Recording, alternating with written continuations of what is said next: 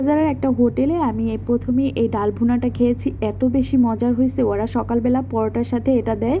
তো এরপর আমি বাসায় এসে এটা ট্রাই করার পর দেখলাম ওদের কাছাকাছি হয়, পুরোপুরি না হলেও। আর আমার জামাই অনেক বেশি পছন্দ করছে, আমার কাছে অনেক বেশি ভালো লাগে।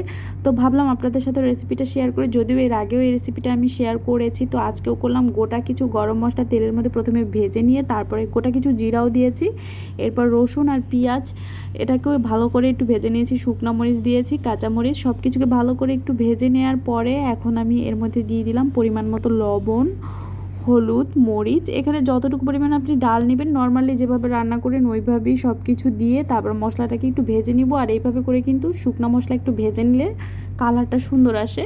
চাইলে কিন্তু এমনিতে কষিয়েও রান্না করতে পারেন পানি দিয়ে।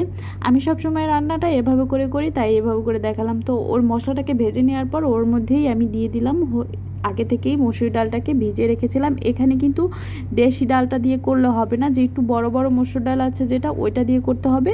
এরপর এটাকে ভালোভাবে ভেজে নিতে হবে এই মশলার সাথে। তারপরে এখানে আমি গরম পানি দিয়ে দিলাম। গরম পানিটা আসলে যতটুকু পরিমাণ ডাল দিয়েছি ঠিক তার ডাবল পরিমাণ দিয়েছি, এতে করে ডালটা আস্তে আস্তে থাকবে। তার বেশি পরিমাণ দিলে কিন্তু ডালটা ভেঙে গলে যাবে, তখন কিন্তু এই রেস্টুরেন্টের মতো ওরকম হবে না, আর খেতেও ভালো লাগবে না। তো কিছু টমেটো আর কাঁচামরিচ দিয়ে তারপরে আর একটু শেষের দিকে ভাজা জিরার গুঁড়া দিয়েছি, আর একটু গরম মশলাও দিয়েছি। দেওয়ার পরে এটাকে ধনিয়া পাতা দিয়ে একটু জাল করে নেওয়ার পরেই আমার ডালটা কিন্তু হয়ে গিয়েছে। দেখেই বুঝতে পারছেন কালারটা কত সুন্দর আসছে আর একেবারে পারফেক্ট হয়েছে। এটা খেতে এত মজা, ভাত, রুটি, পরোটা সব কিছুর সাথে অনেক বেশি মজা লাগে। গরম ভাতের সাথে তো এই ডালটা থাকলে আর কিচ্ছু লাগে না। আমার বাসার সবাই অনেক বেশি পছন্দ করে, আমারও অনেক বেশি ভালো লাগে।